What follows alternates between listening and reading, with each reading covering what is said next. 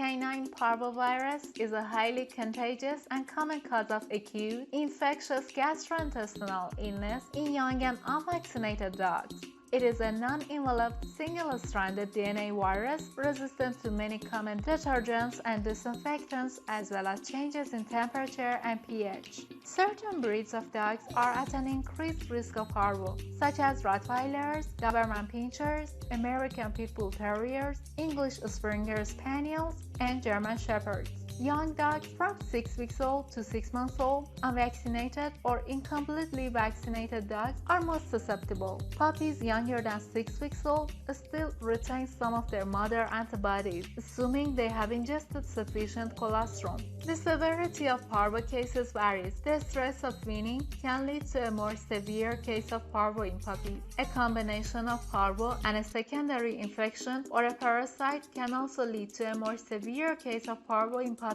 Virus is shed in feces of infected dogs within 4 to 5 days of exposure, often before clinical signs develop, and throughout the period of illness, and for about 10 days after clinical recovery. Infection is acquired through direct oral or nasal contact with virus-containing feces or indirectly through contact with virus-contaminated objects like a food or water bowl, collars and leashes, and the hands and clothing of people who handle infected dogs.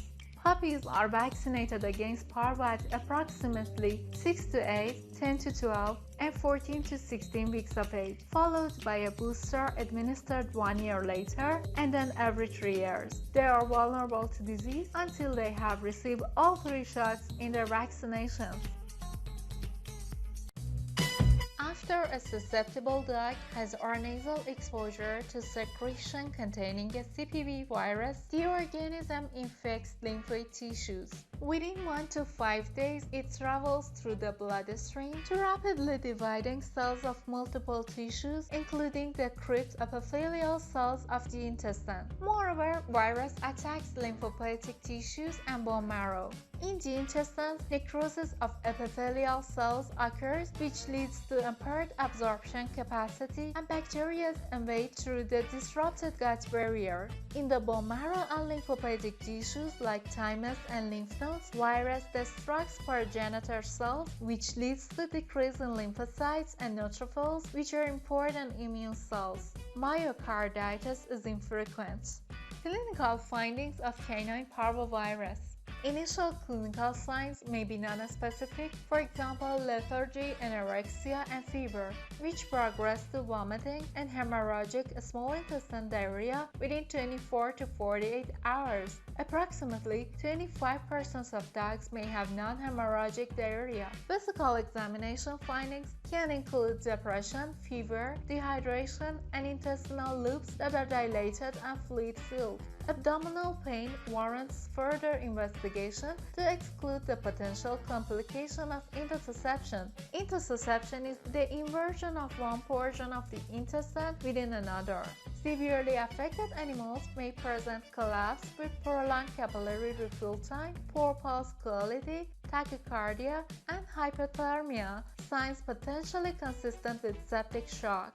CNS signs are more commonly attributable to hypoglycemia, sepsis, or acid-base and electrolyte abnormalities. Canine parvovirus enteritis should be suspected in any young, unvaccinated, or incompletely vaccinated dog with relevant clinical signs. All animals with clinical signs should be immediately tested. Commercial ELISA for detection of antigen in feces are widely available, and if they were confirmed to have the virus, they should be isolated from other dogs to prevent spread of infections. Treatment. Number 1. Fluid and electrolyte therapy. Most dogs will benefit from IV fluid therapy with a balanced electrolyte solutions such as Ringer's lactate. Number 2. Antibiotic. A beta-lactam antibiotic, for example ampicillin or cefazolin, will provide appropriate gram-positive and anaerobic coverage.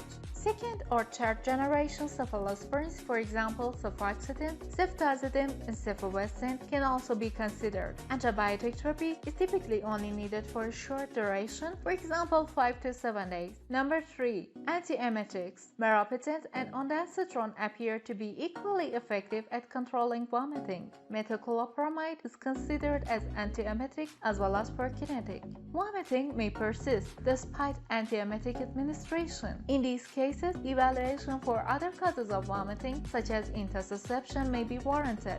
Number 4. Nutritional support. Once vomiting has subsided for 12 to 24 hours, gradual reintroduction of water and a digestible diet is recommended. Parenteral nutrition is reserved for dogs with anorexia more than 3 days. They cannot tolerate enteral feeding. Prognosis. With appropriate supportive care, 70 to 90% of dogs will survive. Dogs that recover develop long-term, possibly lifelong immunity. Decreasing white blood cells and lymphocytes and the absence of a band neutrophil response within 24 hours of starting treatment has been associated with a poor prognosis.